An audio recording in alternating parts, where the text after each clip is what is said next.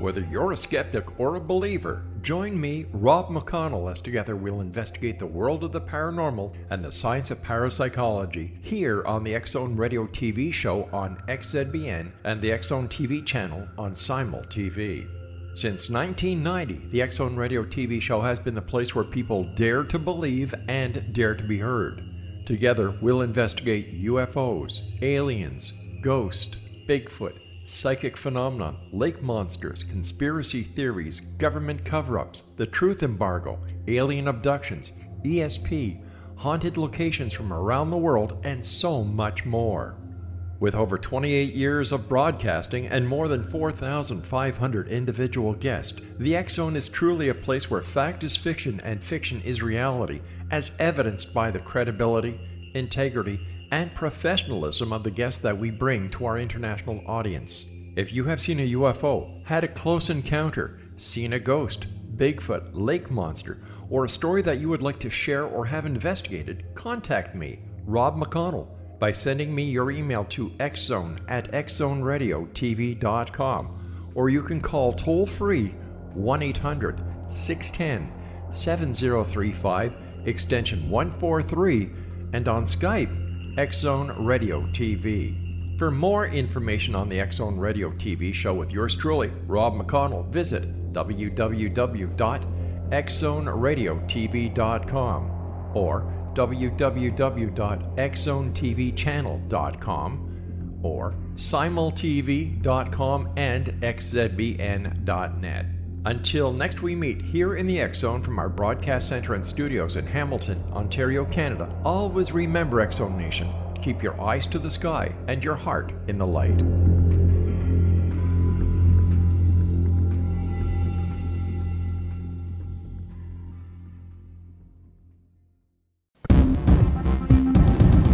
The views, opinions, and conclusions expressed in the following program are those of the host, guests, and/or callers, and not those of Relmar McConnell Media Company, our corporate divisions or entities, the X-Zone Broadcast Network, Simul Radio, Simul TV, our staff, management, advertisers, broadcast affiliates, and affiliated broadcast networks.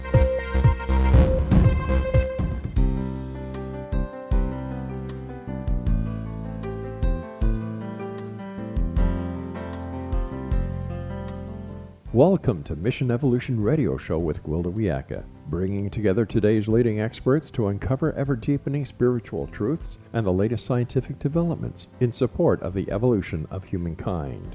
For more information on Mission Evolution Radio with Gwilda Wiyaka, visit www.missionevolution.org. And now, here's the host of Mission Evolution, Miss Gwilda Wiyaka.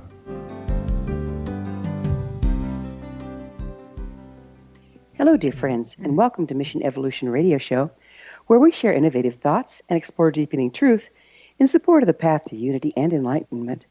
I'm your host, Gwilda Wiyaka.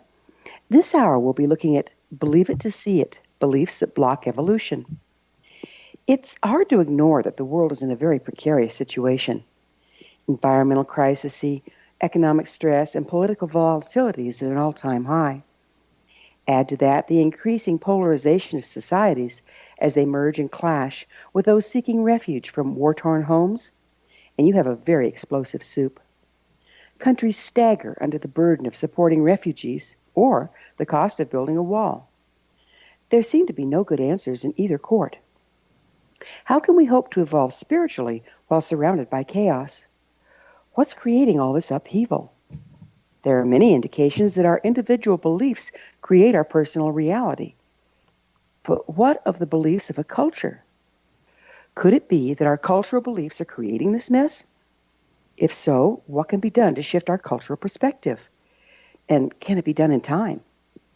With us this hour to talk about how we can co-create a positive future is Steve Bhaerman, author of the book written with cellular biologist Bruce H. Lipton, Spontaneous Evolution, Our Positive Future and a Way to Get There from Here. Steve is an internationally known author, humorist, and workshop leader. For over 30 years, he's written and performed as Swami Beyondananda, the cosmic comic. Swami's comedy has been described both as comedy disguised as wisdom and wisdom disguised as comedy. Since 2005, Steve has written a political blog with a spiritual perspective, Notes from the Trail. His website, wakeuplaughing.com. Steve, thanks for joining us on Mission Evolution. Thank you so much, Gwilda, for having me.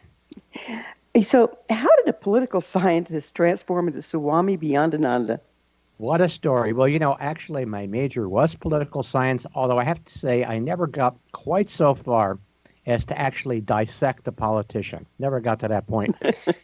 But years ago, when I was living in Ann Arbor, Michigan, a great change occurred. I lost my job teaching at Wayne State University and took a job working for the city of Ann Arbor Parks and Forestry Department. And while I was there, a colleague and I decided that we were going to start an underground humorist newspaper for the people that we worked with.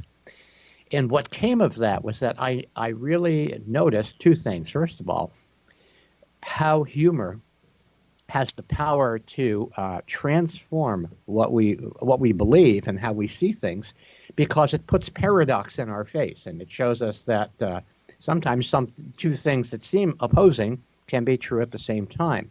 The other thing that I noticed is how I was very good at this, and so flowing from that experience, I ended up starting another paper called Pathways in Ann Arbor, Michigan. And that was one of the early holistic publications. And because I recognized that people who are on the spiritual path really sometimes suffered from a condition that the Swami would call humoroids, overly. Yeah. Oh, yes, it is an enlargement of the onus that makes you feel so responsible that the only thing you're ever able to pass is heavy judgment. So we noticed that. And so consequently, the Swami became our humor guide for people on the spiritual path. And it became the most popular feature in the paper. And for the last 33 years, I've been traveling around. My wife, Trudy, and I have been traveling around the country and the world, spreading this message of cosmic comic consciousness. And we are about to celebrate our 33 and the third anniversary, which makes us long playing.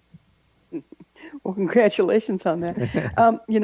What exactly, because this is the subject of the day, what are limiting beliefs? Well, limiting beliefs are largely unconscious frames that we see the world through.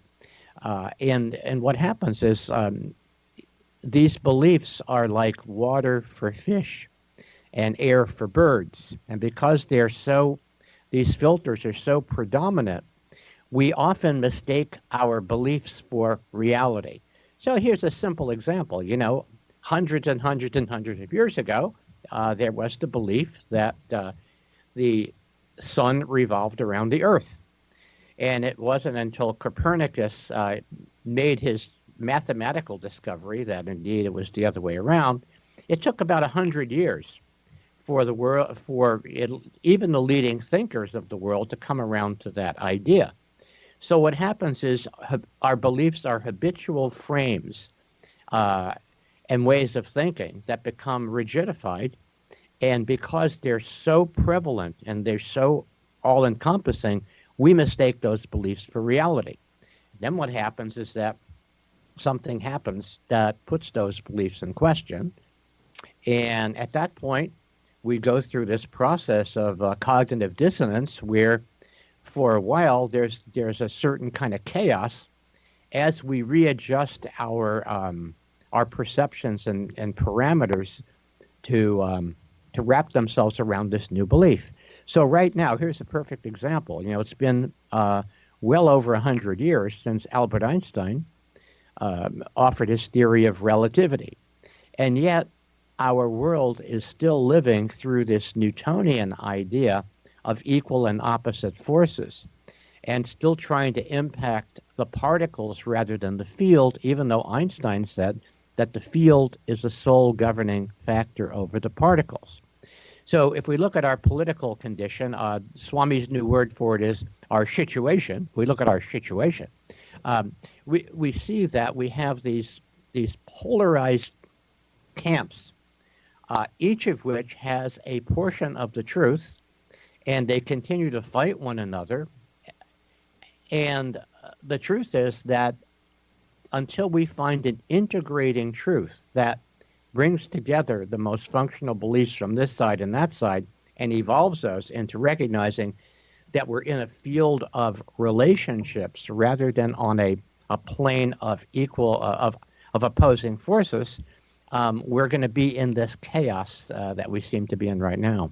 Well, isn't that the truth of religion and everything else? The one thing that I've really noticed, even on a personal level, is more than any time in history, it seems like you have to really bear in mind that nothing is as it seems. Incidences will happen around, and my automatic framework will put it into a nice little box. But if I step back a little bit, I'll realize that's not even a tiny bit of the truth. And if I try to frame it like that, I'm just repeating the same old thing in the same old way and expecting different results. How can we step out of this?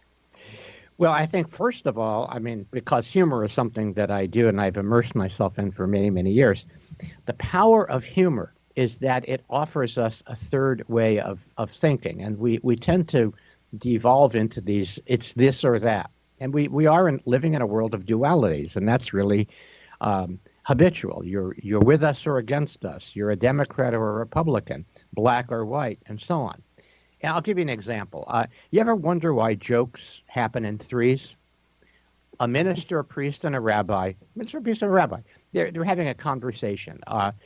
How do you want to be remembered? What do you want the eulogist to be saying when you're laying in your casket? And the minister says, well, I want them to be saying he was a family man and a pillar of his community. The priest says, well, I want them to be saying he was a holy man and a leader of his flock. The rabbi says, I want them to be saying, look, I think he's breathing. Yeah, they do come in threes, don't they? So why is that? Well, they come in threes because it's a way of dismantling the idea that it has to be this or that. And when we get the truth of that, there is a breakthrough. I'll give you another example of how a joke healed. I was doing a conference on health, and I was talking about paradox and what I call irony deficiency. Seeing a doctor won't help, but seeing a paradox will. And the idea that one of the oxymorons that I was reflecting on is people who call themselves pro-life and yet believe in the death penalty. And so afterward, this woman comes up to me, and she's very angry because I have dissed the pro-life movement, and she's very upset. And I tell her a story, and she doesn't realize I'm telling her a story. I said, well, there was a TV show. And again, there were three spiritual leaders, a minister, a priest, and a rabbi, always, who were being asked about the origins of life. And they asked the priest, when does life begin? And the priest says, life begins at conception. Woman is shaking her head yes, because she agrees with this, doesn't realize I'm telling her a joke. Then they asked the minister, when does life begin? He says, life begins when the baby takes the first breath, and this woman's shaking her head no. Then they asked the rabbi, when does life begin? Rabbi says, life begins when the children leave home and the dog dies. This woman. we're going to have to pick up with this on the other side of a commercial break. And it is time for a short pause. Steve and I will be back. You're listening to the Mission Evolution Radio Show, coming to you on the X-Zone Broadcast Network, www.xzbn.net.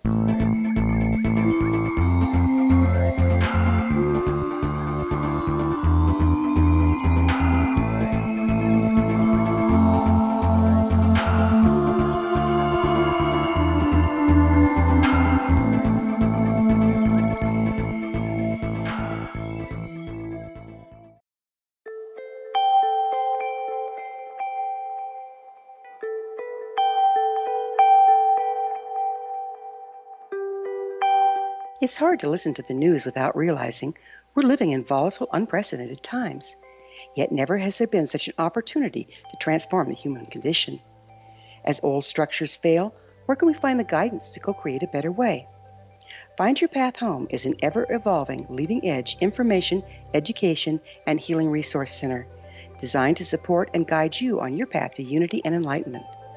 Based on sound principles employed by shaman worldwide, we provide techniques that can support you through the current transitions, offering online shamanic classes, international long-distance shamanic healing sessions, complimentary Mission Evolution radio episodes and Stairway to Heaven TV vignettes, seminars, retreats, and much more.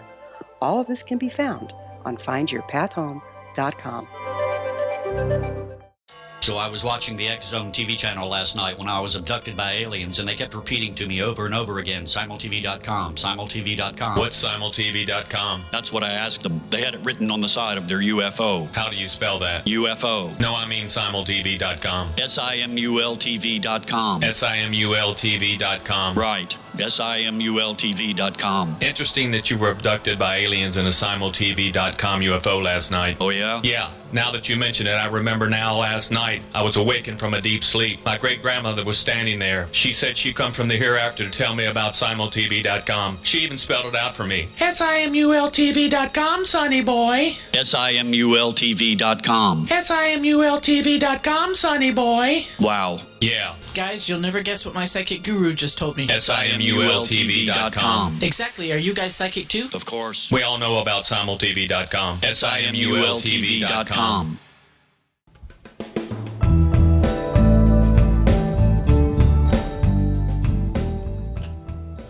Welcome back. This is Mission Evolution Radio, dedicated to unification and evolution of consciousness. Remember, past episodes are available on our website, missionevolution.org. I'm your host, Gwilda Wiyaka, and our special guest this hour is Steve Bhaerman. His website, wakeuplaughing.com. So, Steve, you were telling me how you changed this lady's perspective by telling her a story. Well, what happened was when I told her that joke, she burst out laughing and she hugged me. And, once again, the basic fundamental disconnect that we have is the illusion of separation. And once the truth of unity is revealed, and we, in a certain regard, the laughter broke down the polarized barrier, and all of a sudden there was a heart connection that overrode the differences in beliefs which in our head. And of course, the Swami says, love lives in your heart, beliefs lie in your head. And they often do lie because they give you part of the information. So the way that this relates to evolution is that right now, in order to evolve to this next level of organization, I want to say a little bit more about that. Next level organization, we need to be able to encompass opposites and hold them. One of the things that Bruce, as a cellular biologist, an evolutionary biologist, came to recognize, and this is a big part of our thesis in the book, is that every phase of evolution involves two things. It involves, first of all, an increase of awareness between cells and an increase in connection. So we've evolved from single-cell organisms to organisms that are hugely complex. We have about 30 to 50 trillion cells, and it's a community. It's an organized community that's organized around the central voice and a central coherent notion of being an entity like you or me. And as human beings, we've evolved into tribes and nations and so on. Right now, if we were to look at our next phase of human evolution, it's recognizing that we're all cells in a larger body called humanity. You called it humankind, and I like that word because the currency of humankind as we evolve is human kindness. It's recognizing that we're all cells in the same body, and so many of the collective behaviors that we've adopted out of habit, out of living under the lowest common denominator for 5,000 years, is that we could call it autoimmune dysfunction, warfare between healthy human cells who are perfectly fine, they're just on one side or the other, is it's autoimmune dysfunction. And over time, that can destroy an organism. So that's really where we are right now. We are dealing with this autoimmune disease, and there is a level of organization of how we are that we are emerging to if we evolve, if we get through this passage, that recognizes that we're really all connected, we're all part of the same organism, and so instead of domination, cooperation, collaboration, and coordination is our destiny. So isn't this chaos part of what we're moving through? Is the old system has to break apart to shake things loose for the new? Exactly. If you people listening are familiar with cymatics, cymatics. Here's an experiment. Let's say you have an audio speaker, and you put iron filings or other particles on that speaker. What'll happen is, when you're in certain frequencies, it'll produce a beautiful, beautiful geometric pattern. Some would call it sacred geometry. And of course, it's very interesting that when you play mantras over the system, it produces a yantra. So the sound waves actually can create a physical pattern. Like now, a mandala. Like a mandala, yeah. Mm-hmm. And so what happens is, when you're moving from one frequency to the other, let's say you're changing from a lower frequency to a higher frequency, first of all, what's going to happen, when you get to the higher frequency, the pattern that you see is going to be more complex and more intricate. However, as you are turning the dial, as you are moving from one coherent frequency to another, the particles are in chaos. You look at the particles, they don't make a pattern. They make a very incoherent pattern. So right now, we are in that change from a less useful way of organizing to a more useful way of organizing. And here's an example. Imagine that we were still living in a hunter-gatherer society, and every morning, 8 million New Yorkers trudge up to Westchester County to forage for food.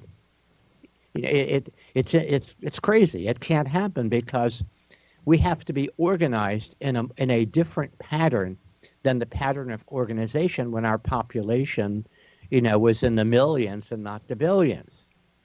So right now we are in that process of moving from one way of organizing, which I call dominate or be dominated, and we can talk a little more about how that came about and how it's been reinforced, to a more cooperative pattern of collaboration and connection. Younger people, the millennials and the generations that are following, seem to have a much more natural feel for this connection. And they look at how we humans have separated ourselves and into groups that are self-exclusion, that are exclusive, and that rule out other people, that try to wall off other people, and they look at that as being patently insane. So as the old ways die off, we have more and more people on the planet who are open to this new way. And of course, the Swami would say, will we create critical mass before we reach critical massacre? So that's a really good way of putting it. That's where we are. It seems like what you're saying is beliefs impact reality or create our reality. Is that correct? Well, yes, exactly. And I don't know how familiar people are with Bruce Lipton, but his first book, Biology of Belief, was exactly about that, how the beliefs can impact our biology. He was one of the pioneers in a new science called epigenetics, right, which is So it's really about how these because our field of beliefs, what we are able to encompass and imagine, actually do have impact on our biology. And I'll give you a few examples. I'm sure everybody there has heard of the placebo effect. That, for some reason, in 30 or 40, 35% of the cases, when people are given a pill and are told that it's going to have a certain effect, even if the pill has no effect whatsoever, it's a control, it's a sugar pill, 30% of the cases, people get well anyway, as if they took something that actually had a physical impact. There's other cases of people who, we always read from time to time of these situations where a mother's child is trapped under a car, and with somehow superhuman strength, she is able to lift the car, 3 or 4,000 pounds, in order to free her baby. These have no, these incidents have no, there's no biological explanation for why something like that happens. And it's only this notion that this field of beliefs can actually impact our physical reality. We see these proved out time and time again. We don't really understand how that happens. Right. If that's the case, then aren't our beliefs being manipulated to maintain the status quo? Well, I think that they're being manipulated, and we are agreeing to that manipulation. In other words, we have in our society a don't ask, don't tell policy. As an example, our government we promise not to ask our government what it's doing, and they promise not to tell us. Because if we did know what was being done in our name, we would be put into tremendous dissonance based on what we think about ourselves, how we believe about ourselves. But people are starting to ask, aren't they? I mean, we're starting to see more of this. Or two. My wife Trudy was born in Germany, came here when she was 3, and when she was a teenager, she returned to Germany and had visited with their aunts and uncles and relatives, and she asked, "What did you know about the Holocaust while this was going on?" And they all said the same thing. They said, "We were told it was American propaganda, and frankly, to believe anything else would have been unspeakable." So what happens is people believe what they want to believe based on what they already believe. And Steve, isn't that contradictory? We say we create our reality by what we believe, and yet by not believing or not seeing the Holocaust, yet it was still going on. Isn't that kind of contradictory? Well, I think that that the reality that created that was also based on the collective belief, and these beliefs are very subconscious. These are subconscious beliefs. They're based on the fundamental belief that it comes down to it's either you or me. Well, we're going to have to pick up on subconscious beliefs, a very interesting topic, on the other side of a commercial pause. Steve and I will return to discussion on the other side of this break, so you stay right there. This is the Mission Evolution Radio Show on the X-Zone Broadcast Network, www.xzbn.net.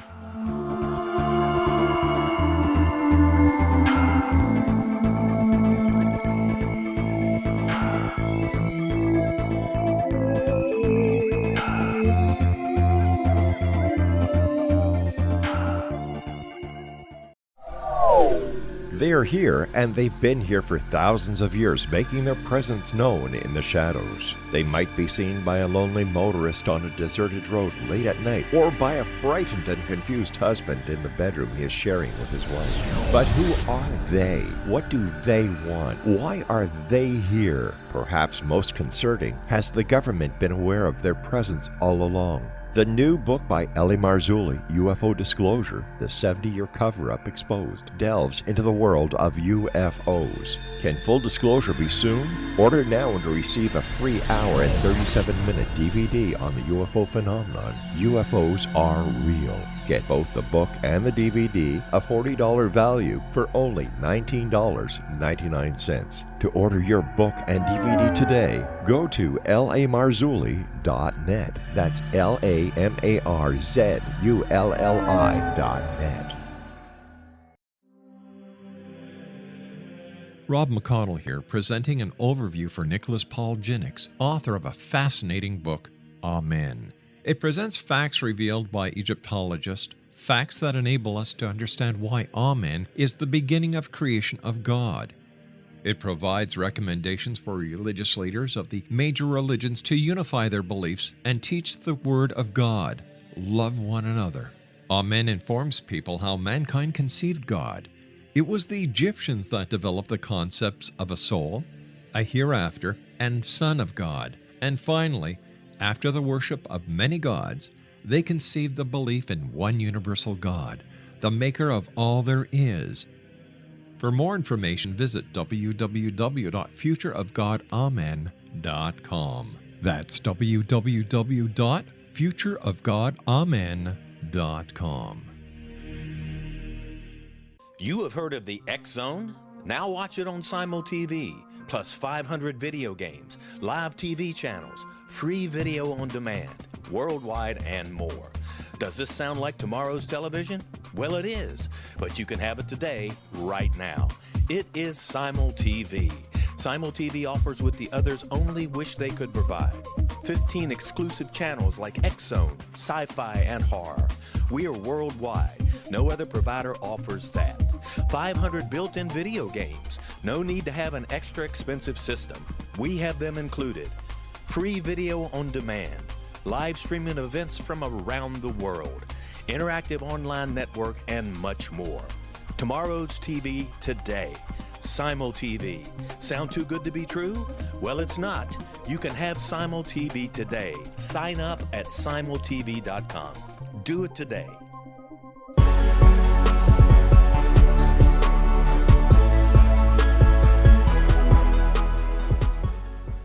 Welcome back. This is the Mission Evolution Radio Show, www.missionevolution.org.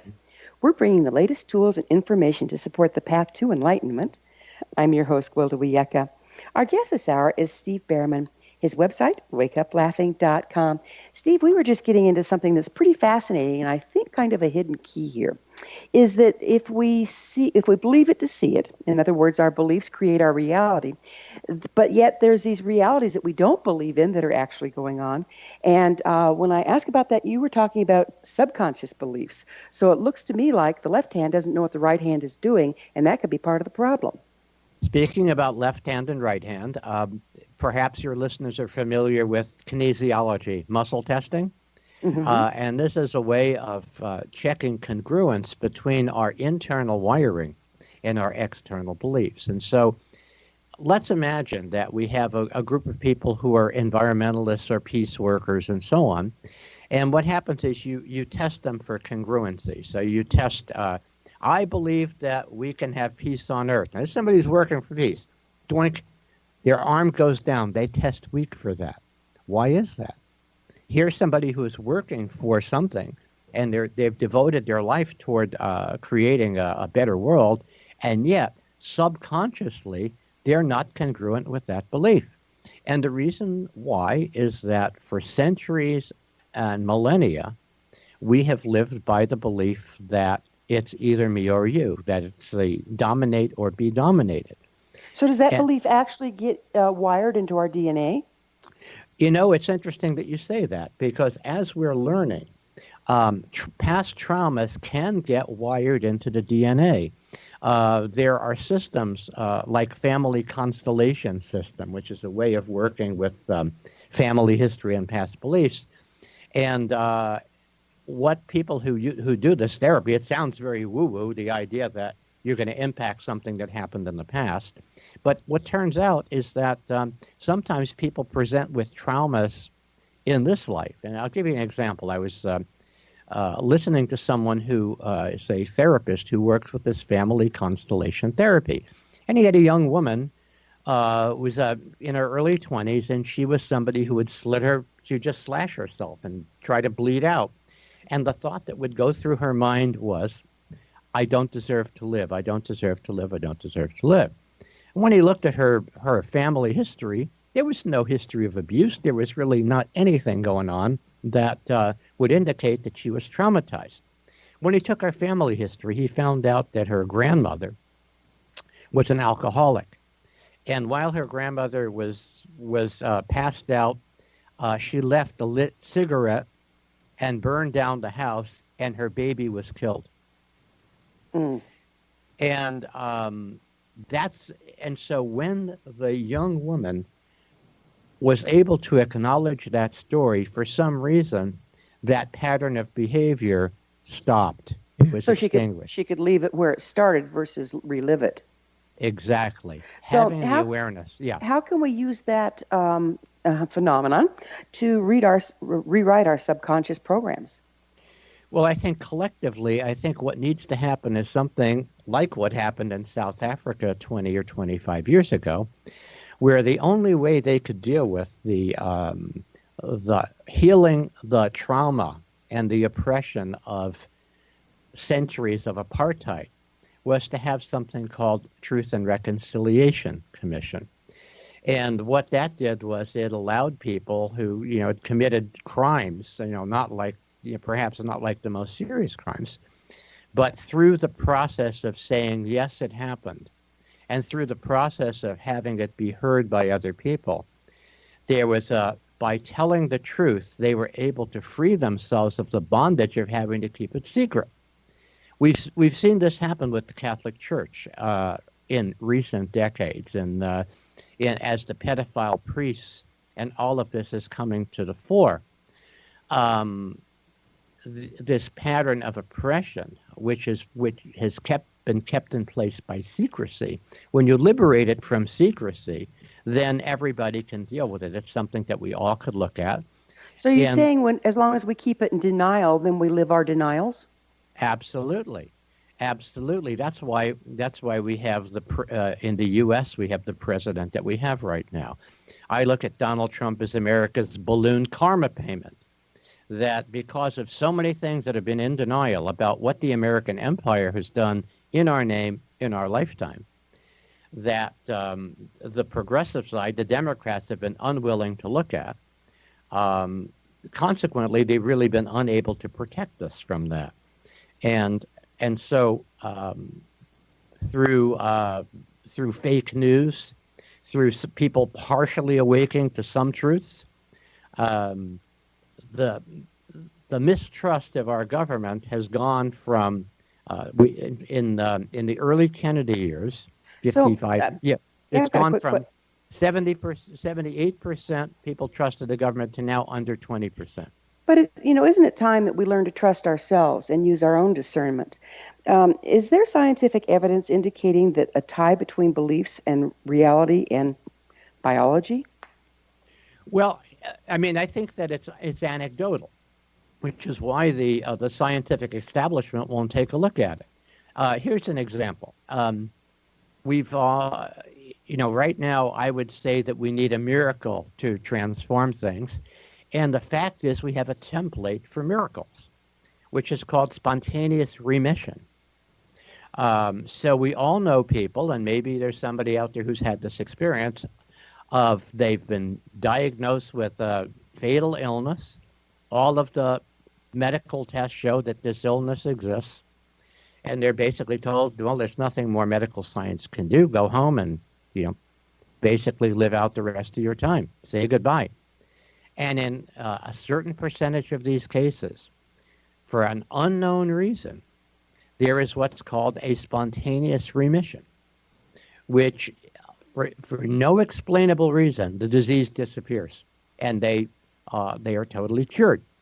So a doctor named Louis Mail Madrona, who was an associate of Andrew Weil, decided that he was going to do a study of people who had these spontaneous remissions. And he wrote a book called Coyote Medicine. And what he discovered is that one of the common factors in these cases where people defy science and defy biology and heal themselves of something that is, quote unquote, uncurable. So it sounds like our belief systems are actually changing outcome. How can the new scientific insights help change the collective beliefs in the nature of life? Well, first of all, what he discovered was that these people had what he called a change of story. There was something in their lives that they were telling themselves that they believed to be true. And sometimes it had to do with a relationship. It had perhaps to do with a spiritual belief, with a job, with a location.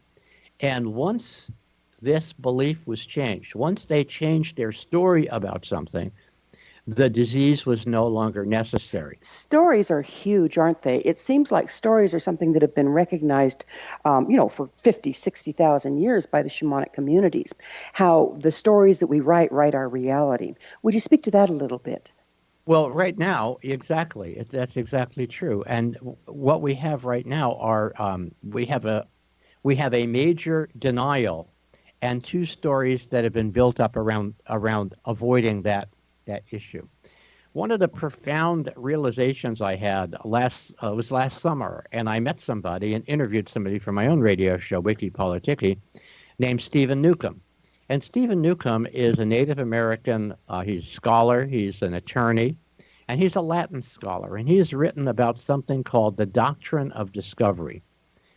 The Doctrine of Discovery was a papal bull that was issued in the 1450s. I'm sorry, a what? I didn't understand what you said. A papal bull, an appropriate term, B-U-L-L, papal bull. And this is not a papal smear. I'm simply saying that Pope Alexander basically made a proclamation, which is what a papal bull is.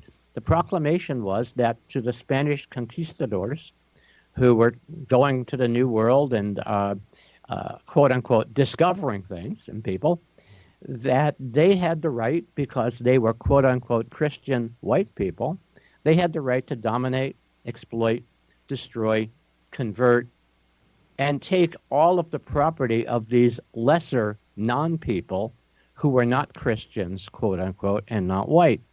So there's a story.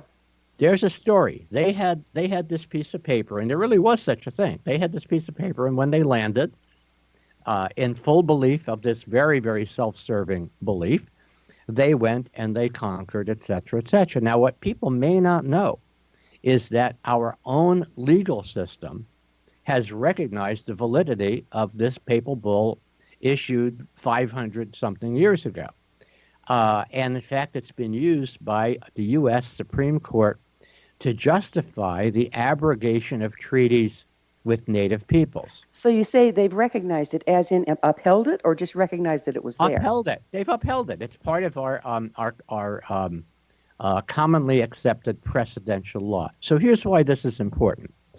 That belief of domination and exploitation is so prevalent. It is so common. It is so commonly accepted in every society in our every institution in our society that we don't recognize it as a belief. We recognize it as reality. So when I talked with Stephen Newcomb, he said, prior to the white man's quote unquote discovery of the New World, of course the native tribes had conflicts with one another. Well, we're going to have to take a commercial break. Steve and I will be back shortly, so don't you dare go away. You're listening to the Mission Evolution Radio Show on the X-Zone Broadcast Network, www.xzbn.net.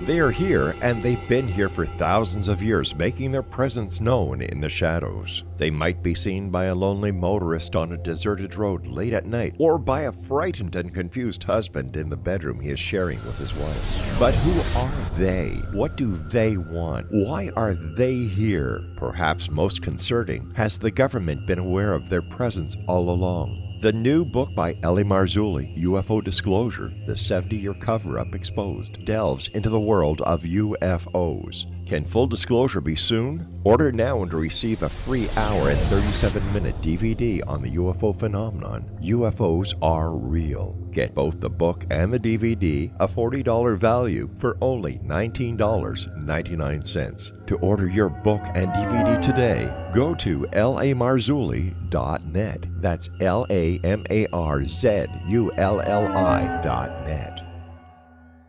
So I was watching the X-Zone TV channel last night when I was abducted by aliens, and they kept repeating to me over and over again, simultv.com, simultv.com. What's simultv.com? That's what I asked them. They had it written on the side of their UFO. How do you spell that? UFO. No, I mean simultv.com. simultv.com. simultv.com. Right. simultv.com. Interesting that you were abducted by aliens in a simultv.com UFO last night. Oh, yeah? Yeah. Now that you mention it, I remember now last night I was awakened from a deep sleep. My great-grandmother was standing there. She said she'd come from the hereafter to tell me about simultv.com. She even spelled it out for me. simultv.com, sonny boy. simultv.com. simultv.com, sonny boy. Wow. Yeah. Guys, you'll never guess what my psychic guru just told me. simultv.com. Exactly. Are you guys psychic too? Of course. We all know about simultv.com. simultv.com.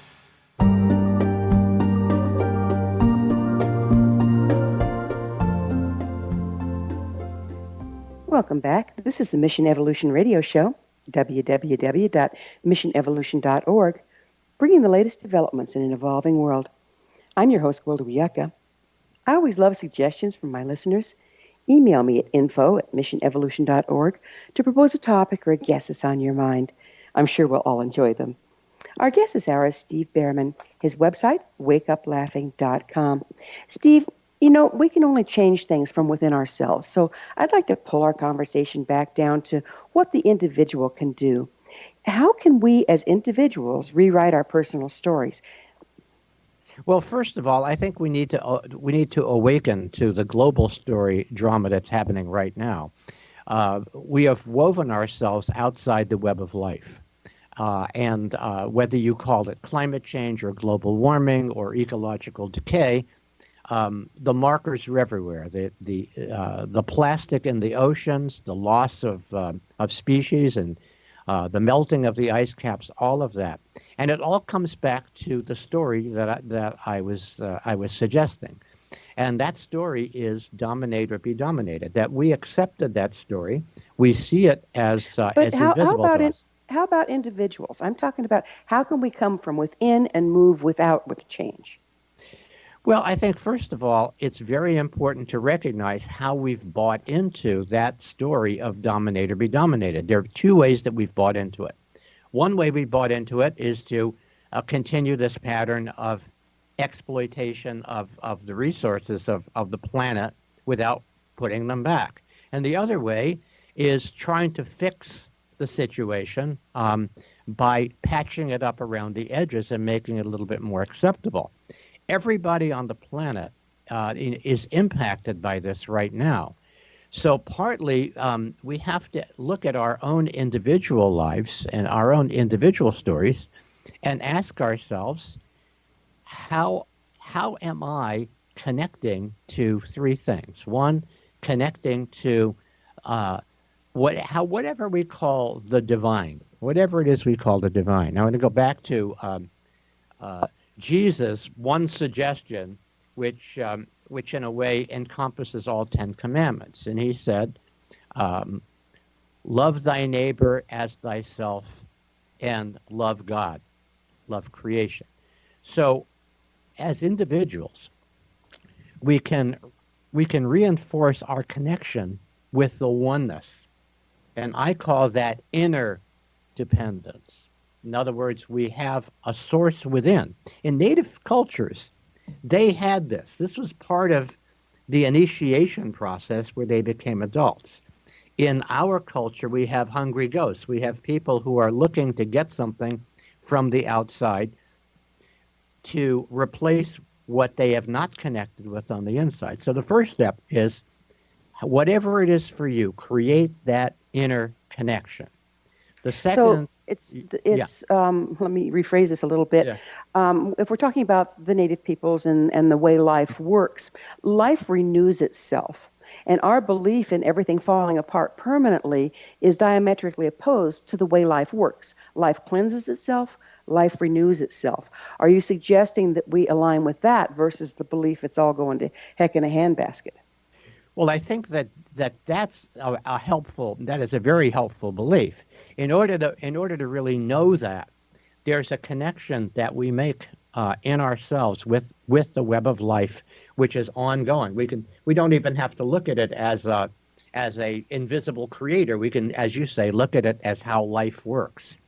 And so to recognize the cosmic scheme of things, that's really, whatever happens on this planet, life continues. There is that aspect of life continuing. and seeing that as a bigger picture. In terms of ourselves, um, the question is, how can in where I am today, how can I be an expression of this universal connection and love? Loving thyself, loving thy neighbor, and loving creation. And as individuals, that's what we can do, um, in the time that we're here with the influence that we have. And it's happening simultaneously. The awarenesses that are happening globally and societally are also happening individually. And as we get a critical mass of the uncritical masses awakening, we actually have a shot at evolving into this organism where we are really all connected, where we are cooperating, and where we're in partnership. So, how much does examining our stories to see, where they're not holding water, how important is that? Well, I think right now we're in the process of that, and we're also recognizing that people cling to stories that make them feel better. They cling to stories that reinforce what they already believe. Interestingly, these times are called apocalyptic times, and the meaning of apocalypse is the lifting of the veils.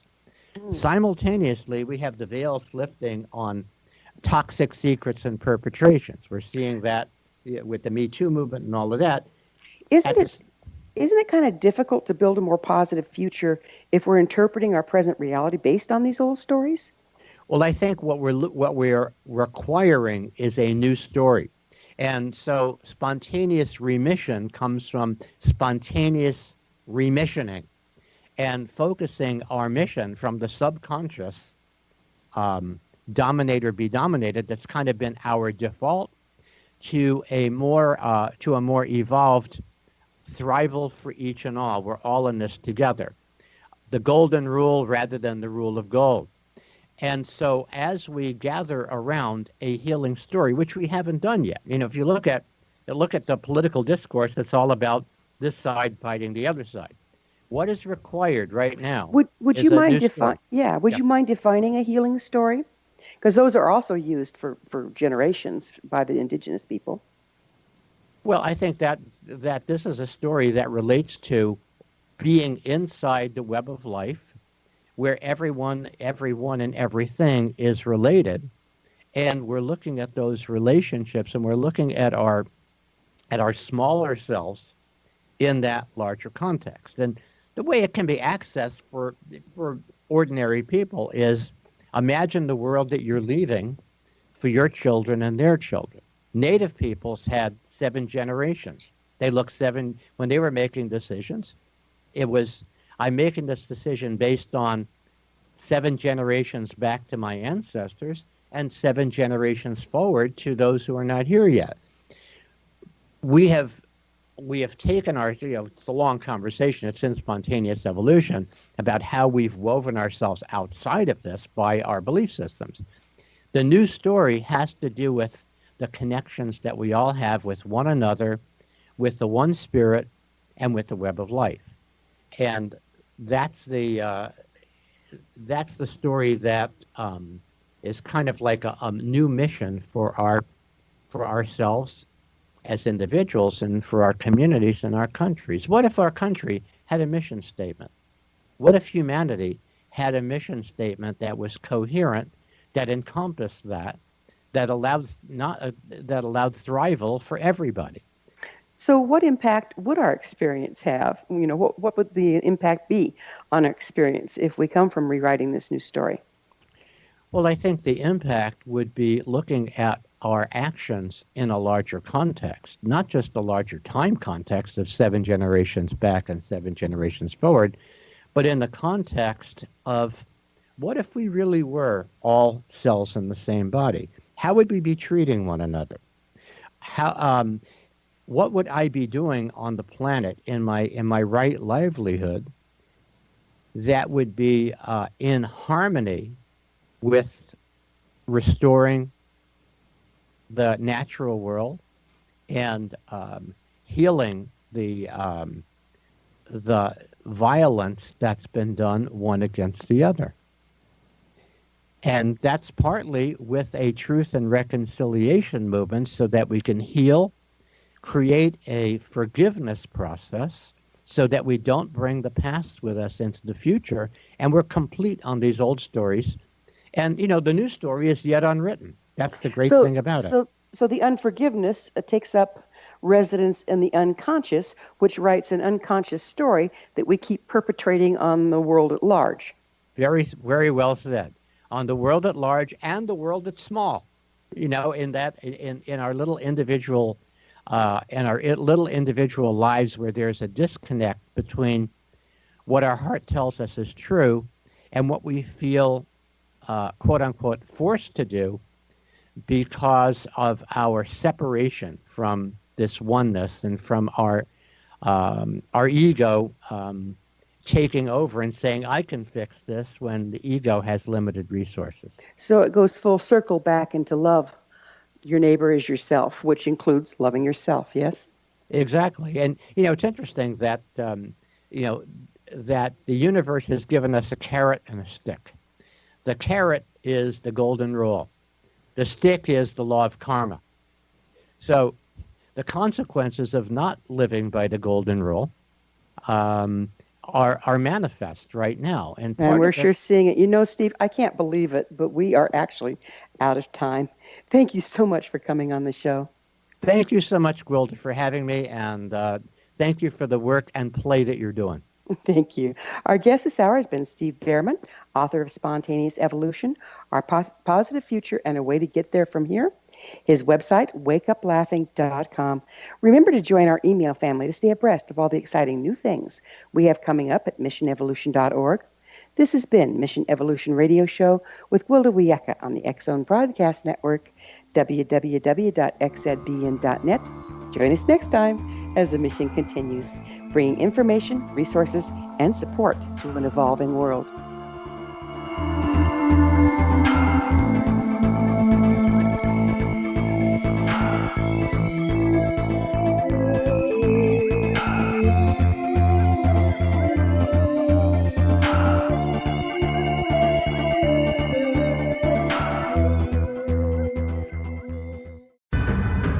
If you are looking for a safe, zero-calorie, natural option to the harmful artificial sweeteners on the market today, Just Like Sugar is what you're looking for. Just Like Sugar is a wonderful natural alternative for those health-conscious people who choose a calorie-restricted diet with a great, pure, sweet flavor that tastes just like sugar. Just Like Sugar is a great natural option for people suffering from diabetes and may be useful in restricted diet programs where standard sugars are not allowed and does not cause a laxative effect of some other sweeteners.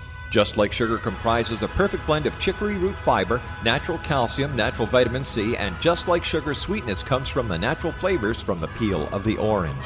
Just Like Sugar is a natural alternative to harmful artificial sweeteners and will change the way that you believe all natural sweetener products taste.